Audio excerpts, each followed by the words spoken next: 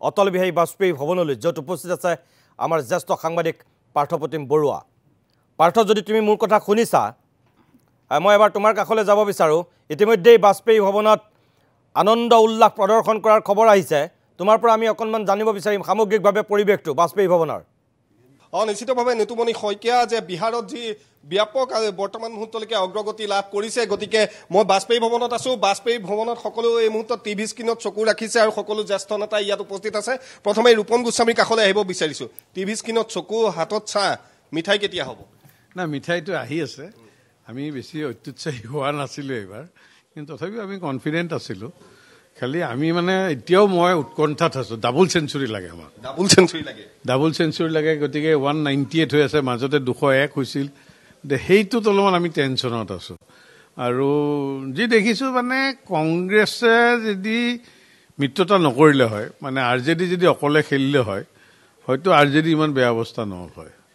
আৰু কংগ্ৰেছৰ আপুনি চাব, কংগ্ৰেছে শেহতীয়াকৈ ইমান সিহঁতৰ অৱস্থা বেয়া হৈছে, যাৰ লগতে মিত্ৰতা কৰে একদম তাক ধৰি লৈ ডুবাই দিয়ে। তাৰমানে আপুনি সাঁতুৰিব নাজানিলে, আপুনি সাঁতুৰিব জানাজনকো যদি ধৰি লয় নহয়, তাকো ডুবাই পানীত পেলাই সিও মৰি থাকে। তো একেই অৱস্থা কংগ্ৰেছে হৈছে তাৰমানে। গতিকে এইটো এতিয়া ভাৰতীয় ৰাজনীতিত এটা খুব হয়তো এইটো নিৰ্বাচনত, কাৰণ তেওঁলোক 19 আছিল যোৱাবাৰ, 19 ডাবল ডিজিট, এতিয়াতো ছিংগল ডিজিটত আহি গ'ল। এইটো এটা চিন্তাৰ বিষয়। আৰু শেহতীয়া আপুনি যিটো কৈছে যে ইয়াত মিত্ৰতা চলিছে কংগ্ৰেছৰ, এইখনতো চিৰিয়েল আমাৰ মুখ্যমন্ত্ৰীয়ে সুন্দৰকৈ কৈছে, এইখন চিৰিয়েল, এখন নাটক চলি আছে, আমি যোৱা 4.5 বছৰ ইয়াৰ উপভোগ কৰি আছোঁ। গতিকে এতিয়াতো সেইটো আৰু এইটোত গুৰুত্বটো আৰু বাঢ়িব, কাৰণ কংগ্ৰেছে আৰু কাক কাক লৈ ডুবিব বা আৰু কাক ডুবাবলৈ মাতি আনিব, সেইটোহে চাবলগীয়া হ'ব বুলি মই ভাবোঁ। জয়ন্তদা আছে, জয়ন্তদাৰ কাষলৈ অকণমান যাব বিচাৰিম, যে সন্মুখত 2026 আৰু আজি বিহাৰৰ ফলাফল। এয়া ৰাষ্ট্ৰীয়তাবাদৰ জয়।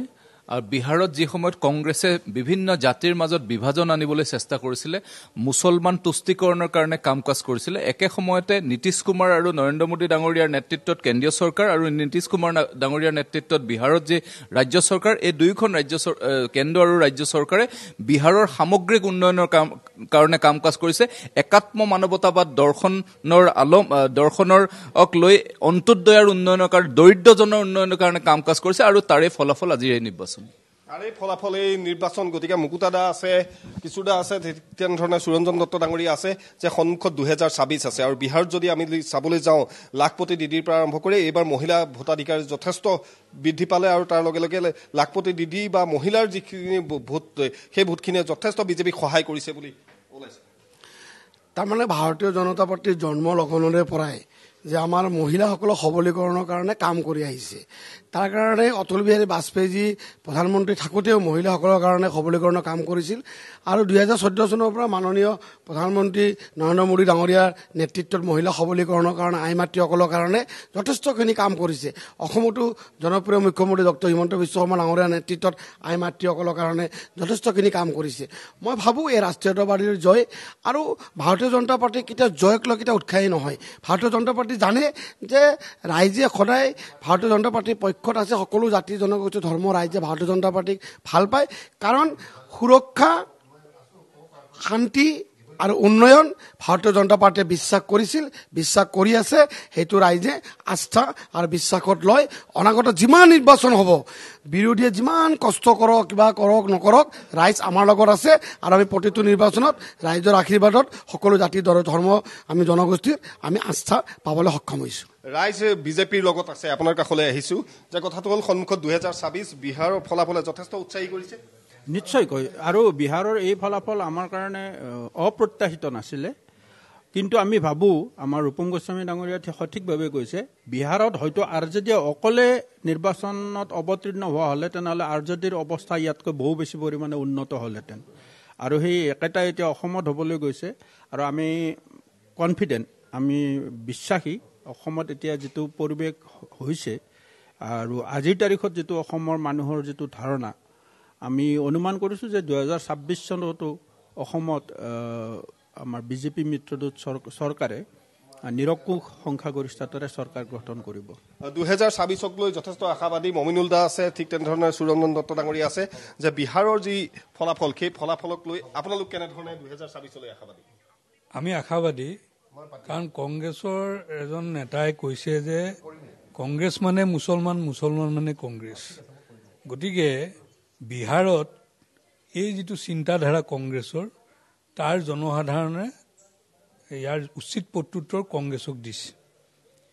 ইয়াত ঔৰংগজেব শক্তি তেনেকুৱা ধৰণৰ শক্তিক পোষকতা কৰা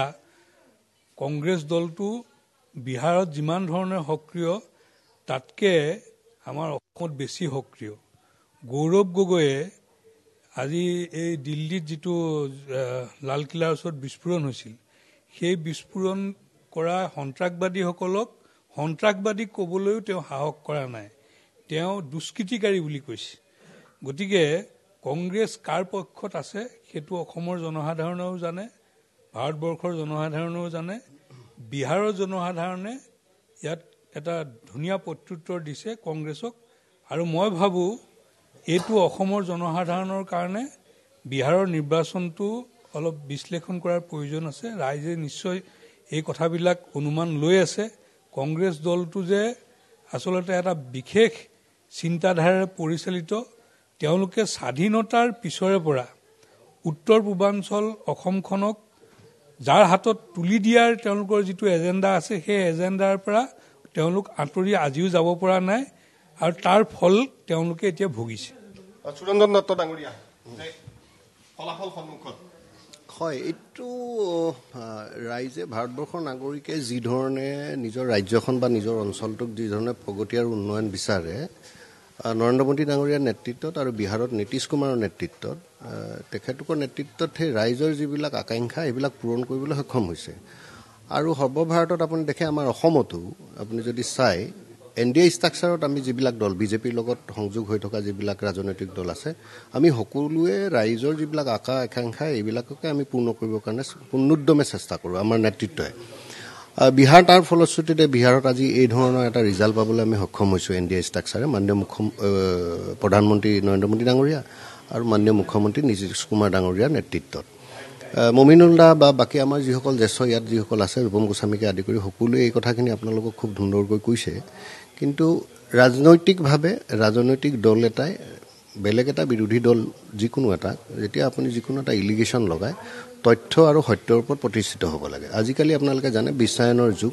ইণ্টাৰনেটৰ যুগত সকলোবিলাক বস্তু ডাটাবেছ আকাৰেৰে প্ৰতিটো ৰাজনৈতিক দলে কওক বা প্ৰতিটো চৰকাৰী বিভাগে কওক সকলোৱে এই ডাটাবিলাক ইণ্টাৰনেটত উপলব্ধ বা ৱেবছাইটত উপলব্ধ গতিকে মিছা কথাৰে এটাৰে সৰ্বসাধাৰণ ৰাইজক যদি আপুনি বিপথে পৰিচালিত কৰি নিৰ্বাচনী বৈতৰণি পাৰ কৰিম বুলি ভাবে ভাৰতবৰ্ষত বিশেষকৈ এইটো কেতিয়াও সম্ভৱ হৈ নুঠেগৈ আৰু উঠি অহা প্ৰজন্মৰ প্ৰতি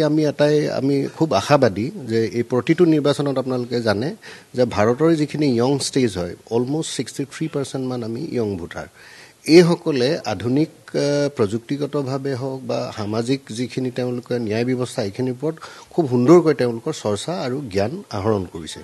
আৰু সেই ফলশ্ৰুতিতে প্ৰতিটো নিৰ্বাচনত ভাৰতীয় জনতা পাৰ্টি নেতৃত্বত থকা নৰেন্দ্ৰ মোদী ডাঙৰীয়া বিশেষভাৱে বাকী অন্যান্য যিবিলাক ৰাজ্যত আমাৰ মুখ্যমন্ত্ৰী আছে তেখেতলোক অসমতো ডক্টৰ হিমন্ত বিশ্ব শৰ্মাই এই যিবিলাক বৈজ্ঞানিকভাৱে পদ্ধতিগতভাৱে আৰু খুব প্ৰণালীবদ্ধভাৱে যিখিনি কাম কৰি আছে এইখিনিত সকলোৱে আশ্বস্ত আৰু সেইবাবে প্ৰতিটো নিৰ্বাচনতে আমি জয়ী হ'বলৈ আমাক জয়ী কৰি গণতান্ত্ৰিকভাৱে ৰাইজে আশীৰ্বাদ দিছে পৰৱৰ্তী সময়তো আপোনালোকে দেখিব যেতিয়াই আপুনি ৰাইজৰ মাজত থাকি ৰাইজৰ মনৰ কথাখিনি বুজি ৰাইজৰ হৈ কাম কৰিব বা সেৱা কৰিব তেতিয়া এনেকুৱা ধৰণৰ যিবিলাক আমি ভাৰতবৰ্ষৰ গণতান্ত্ৰিক প্ৰক্ৰিয়া এই নিৰ্বাচন প্ৰক্ৰিয়া এই প্ৰক্ৰিয়াত ভাৰতীয় জনতা পাৰ্টি বুলিয়ে নহয় যি ৰাজনৈতিক দলে এনেকুৱা ধৰণে ৰাইজৰ আকাংক্ষা পূৰণ কৰিব তেখেতলোকে জয়ী হ'ব বিহাৰত বিভিন্ন ধৰণৰ ইছ্যুবিলাক এইবাৰ আহিছিল বিৰোধীয়েও বিভিন্ন ধৰণৰ ইছ্যু লৈছিল ভোটচুৰিৰ প্ৰসংগকে ধৰি বিভিন্ন ধৰণৰ প্ৰসংগ আহিছিল তাৰ পাছত দেখা গ'ল যে NDA যিখিনি তাত য়ং চামক লৈ পেলাই যেনেধৰণে তেওঁ আপোনালোকৰ প্ৰতিশ্ৰুতি দিলে বা মহিলাসকলৰ যিটো লাখপতি দিদিৰ কথা কৈ থকা হৈছে সেইবিলাকে কেনেধৰণে সহায় কৰিলে আৰু অসমত কি প্ৰভাৱ পৰিব বুলি ভাবে চাওক প্ৰত্যেকখন ৰাজ্যৰে ৰাজনৈতিকভাৱে কওক সামাজিকভাৱে কওক অৰ্থনৈতিকভাৱে সুকীয়া সুকীয়া তেওঁলোকৰ চৰিত্ৰ আছে অসম আমাৰ এখন খুব জনজাতি প্ৰধান এখন ৰাজ্য আৰু ইয়াত আমি যিসকল খিলঞ্জীয়া বা ভূমিপুত্ৰ লোকসকল আছে ভাৰতবৰ্ষৰ বাকী ৰাজ্যৰ লগত আমাক ইয়াতে নিমিলে মানে বহু মানে বেলেগ বেলেগ জাতি জনগোষ্ঠীৰ লোকেৰে পৰিপূৰ্ণ এখন আমাৰ ৰাজ্য আমাৰ ইয়াৰে যিখিনি মানুহৰ মাজত থকা ভাতৃত্ববোধ বা অন্যান্য যিবিলাক ভূমিপুত্ৰসকলৰ অধিকাৰ ৰাজনৈতিক অধিকাৰ কওক সামাজিক অধিকাৰ কওক এই সকলোবিলাকক মই ভাবোঁ খুব সুন্দৰকৈ ৰাইজে উপলব্ধি কৰিছে কাৰণে প্ৰতিটো নিৰ্বাচনত ভাৰতীয় জনতা পাৰ্টি অসমত বিশেষকৈ আমাক ৰাইজক সেৱা কৰিবৰ কাৰণে গণতান্ত্ৰিক প্ৰক্ৰিয়াৰে তেওঁলোকে আমাক নিৰ্বাচিত কৰিছে মাননীয় মুখ্যমন্ত্ৰী ডক্টৰ হিমন্ত বিশ্ব শৰ্মা ডাঙৰীয়াৰ নেতৃত্ব যেতিয়াৰ পৰাই লৈছে আপোনালোকে দেখিছে উন্নয়ন প্ৰগতিৰ কথাটো বাদেই দিলোঁ প্ৰত্যেকটো জাতি জনগোষ্ঠীৰ যিখিনি মানে স্বকীয় বৈশিষ্ট্য এইখিনি পুনৰুত্থানৰ কাৰণে আৰু বিশ্বায়নক চকুত দাঙি ধৰিবৰ কাৰণে তেওঁ অহৰহ প্ৰচেষ্টা চলাই আছে আৰু এইখিনিৰে আপুনি এই অলপ দিনৰ আগতে হৈ যোৱা পঞ্চায়ত ইলেকশ্যন অসমত যিখিনি আমি বিনা চিম্বলত আমি এটা ব্যৱস্থা হৈছিল তাতো ৰাইজে আমাক আশীৰ্বাদ দিছে গতিকে চিম্বলত যেতিয়া আমি খেলিম তেতিয়াতো কমেই পাব যে পদুম ফুলৰ চিহ্নত ভাৰতীয় জনতা পাৰ্টিয়ে হয় বিৰোধীৰ কি হ'ব বিৰোধীটো হৈছে কিন্তু অসমত নাই কংগ্ৰেছৰতো এটাই শ্লোগান তেওঁলোকৰ সকলোৱে কৈ থাকে ৰেৱন্ত ৰেড্ডী তেখেতলোকৰ এজন দায়িত্বশীল নেতা আৰু তেখেত মুখ্যমন্ত্ৰী তেওঁ কয় কংগ্ৰেছ মানে মুছলমান মানে কংগ্ৰেছ তুষ্টিকৰণৰ কথাটো এটা সময়ত আছিলে কৰিছিলে এইটো বেলেগ কথা কিন্তু এতিয়া আপুনি চাব যে এই কংগ্ৰেছ মানে মুছলমানে মানে কংগ্ৰেছ বুলি কয় তেওঁলোক খুব সেকুলাৰ কিন্তু ভাৰতীয় জনতা পাৰ্টিক আপোনালোকে জানে বিৰোধী দলে আমাক সাম্প্ৰদায়িক বুলি কয় কিন্তু মই এটা উদাহৰণ অসমতে দিওঁ ধুবুৰীত ৰকিবুল হুছেইন ডাঙৰীয়া কংগ্ৰেছৰ পৰা 10 লাখ ভোটত জিকি সাংসদ হৈছে কংগ্ৰেছৰ সাংসদ হৈছে কিন্তু আজি 4 দিনমানৰ আগত মহিলা উদ্যমিতাৰ কাৰণে মাননীয় মুখ্যমন্ত্ৰীয়ে যেতিয়া ধুবুৰীত গৈ উপস্থিত হৈছিলে লাখ লাখ মহিলা ওলাই আহিছে জিলাখনত এতিয়া আপুনি ভাবক 10 লাখ ভোটত যেতিয়া জিকিছে এই যিবিলাক মহিলা উদ্যমিতাৰ যিবিলাক আঁচনিৰ ধন তেওঁলোকে পাবলৈ সুবিধা পাবলৈ সক্ষম হৈছে ভাৰতীয় জনতা পাৰ্টিয়ে যদি বা মাননীয় মুখ্যমন্ত্ৰী ডাঙৰীয়াই যদি ভাৰতীয় জনতা পাৰ্টিৰ আমি এই সাম্প্ৰদায়িকতাৰ কথাটো চিন্তা কৰিলোহেঁতেন তেতিয়াহ'লে ধুবুৰীত 10 লাখ ভোটেৰে কংগ্ৰেছ জিকা যিটো লোকসভা সমষ্টি তাত আমি এইসকল লোককতো আমি এই আঁচনিৰ পৰা আমি বিতাড়িত কৰিলোহেঁতেন কিন্তু সামগ্ৰিক উন্নয়নৰ কাৰণে মহিলা সবলীকৰণৰ কাৰণে শিশুসকলৰ কাৰণে বিশেষভাৱে যিবিলাক মহিলা ছাত্ৰী আছে তেওঁলোকৰ কাৰণে অসম চৰকাৰে বিশেষভাৱে শিক্ষাৰ ক্ষেত্ৰত আৰু স্বাস্থ্যৰ ক্ষেত্ৰত অত্যন্ত এটা গুৰুত্বপূৰ্ণ নিযুত মইনাৰ পৰা আৰম্ভ কৰি অন্যান্য যিবিলাক মহিলা উদ্যমিতা আছে এইখিনিয়ে মই ভাবোঁ আপোনাৰো যেনেকৈ ঘৰখনত মা আছে আপোনাৰ ঘৰখন মায়ে ধৰি ৰাখে পাকঘৰটোৰ পৰা আৰম্ভ কৰি সমগ্ৰ সংসাৰখন দেউতা আপোনালোক সন্তান বা আমিবোৰ সন্তান তেনেকুৱাকৈ ঘৰখনত মাতৃগৰাকী যি ধৰণে ঘৰখন ধৰি ৰাখে অসমতো তেনেকৈ মাতৃ সমাজে অসমখনক ধৰি ৰাখিব বুলি আমি চিন্তা কৰোঁ আৰু মাননীয় মুখ্যমন্ত্ৰী ডাঙৰীয়াই সেই পথেৰে পথ লৈছে আৰু কৰি অহা সময়খিনি বিগত 4 বছৰ আৰু ভৱিষ্যতে কৰিবলগীয়া যিখিনি পৰিকল্পনা মাজে মাজে মাননীয় মুখ্যমন্ত্ৰী ডাঙৰীয়া আপোনালোকৰ মাধ্যমেৰে প্ৰেছ মিটৰ জৰিয়তে অসমৰ ৰাইজৰ প্ৰতি মতটো ৰাখে আৰু এইখিনিয়ে ভৱিষ্যতৰ সময়ত ভাৰতীয় জনতা পাৰ্টিক অসমত আৰু মিত্ৰজোঁটৰ যি আমি ইয়াতে গঠবন্ধন আছে অসমত এইখিনিয়ে আমি এই বিহাৰত যি ধৰণে ৰাইজে আঁকোৱালি লৈছে অসমতো অসমীয়া ৰাইজে খিলঞ্জীয়া ৰাইজে আঁকোৱালি ল'ব বুলি আমি দৃঢ় বিশ্বাসী